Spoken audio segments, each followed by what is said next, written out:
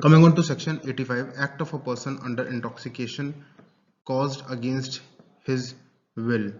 Okay, nothing will be an offense done by a person with a reason of intoxication falls in knowing that nature of the act and the consequences thereof, provided that intoxicated thing was administered to him against his will and without his knowledge. Okay, person will be exempted from criminal liability. Case law in Mirza Ghani Beg versus state of Andhra Pradesh 1997 का केस है ये आंध्र प्रदेश का. इसमें the honourable court held that voluntary drunkenness is no excuse for commission of a crime. अगर आप voluntary अपनी इच्छा से विलिंगली पी रहे हैं, इंटॉक्सिकेशन कर रहे हैं, फिर अगर आप कोई क्राइम कमिट करते हैं, कोई ऐसा अनलॉफुल एक्ट कमिट करते हैं, then you will not claim exemption under this provision. Okay,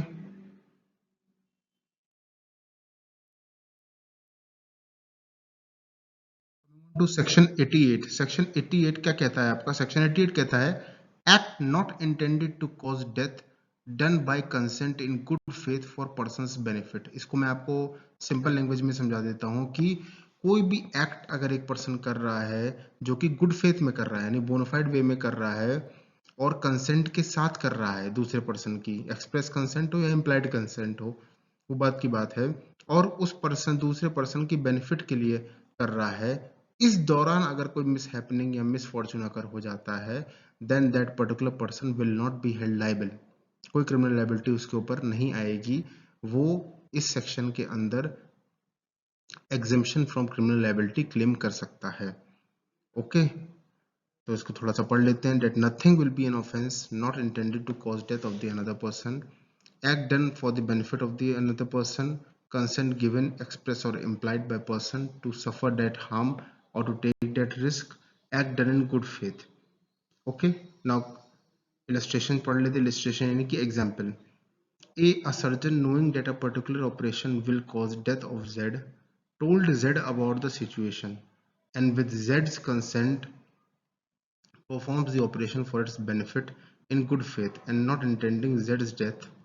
A has committed no offence. क्योंकि ए एक सर्जन है, उसने बोनाफाइड वे में गुड फेथ में जेड की बेनिफिट के लिए ही उसको बताया कि ऐसे ऐसे ऑपरेशन है, ऑपरेशन से तुम बच भी सकते हो और ऑपरेशन से तुम मर भी सकते हो. तो बता के डिस्क्लोज करके जेड की कंसेंट ले ली गई. जेड ने कंसेंट दे दी अपनी, अब चाहे ओरल कंसेंट दी हो, रिटन कंसेंट दी हो कि हाँ ऑपरेशन परफॉर्म करो.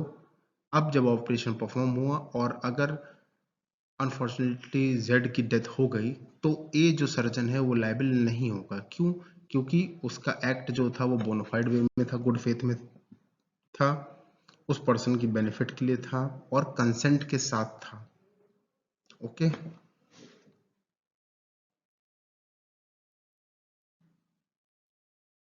सेक्शन 89. सेक्शन 89 बात करता है act done in good faith for benefit of child और insane person by consent of guardian. यहाँ गार्जियन का कंसेंट इसलिए बोला गया है क्योंकि जो चाइल्ड होता है या इंसेन पर्सन होता है, दोनों ही इनकेपेबल होते हैं nature of the act and the consequences जो भी उसके राइज होते हैं उसको परखने के लिए, जानने के लिए. उतने मैच्योर नहीं होते हैं, उन्हें नहीं पता होता है कुछ, इसलिए उनका कंसेंट वो खुद नहीं दे सकते हैं. इसलिए गार्जियन अपॉइंट होता है या कोई भी ऐसा लॉफुल पर्सन जिसको लॉफुल चार्ज मिला हो उन लोगों का. ओके, अब nothing will be an offence when act done in good faith for persons benefit. Persons यानी कि ये चाइल्ड और insane person. Persons over here means child below 12 years of age or any person of unsound mind with consent of his guardian, either express or implied. If any such harm is caused to the child or insane person, then it will not attract any offense.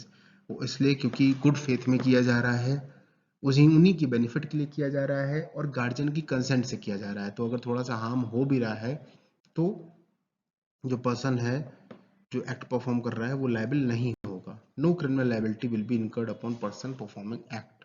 Okay, coming to section 90. Section 90 talks about consent known to be given under fear और misconception.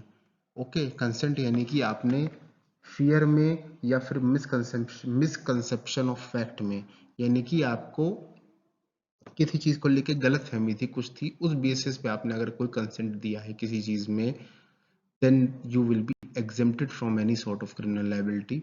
Okay आप relief claim कर सकते हैं, exemption claim कर सकते हैं इस particular section में, सेक्शन 90 में।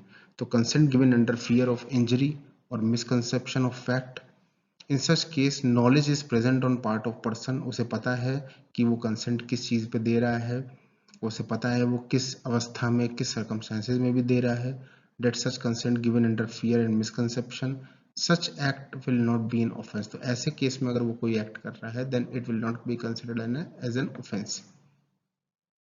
ओके, दो चीज और जान लेते हैं। That consent of insane and intoxicated person जो होता है is held of no relevance, and consent of child under 12 years of age is held not relevant. Okay.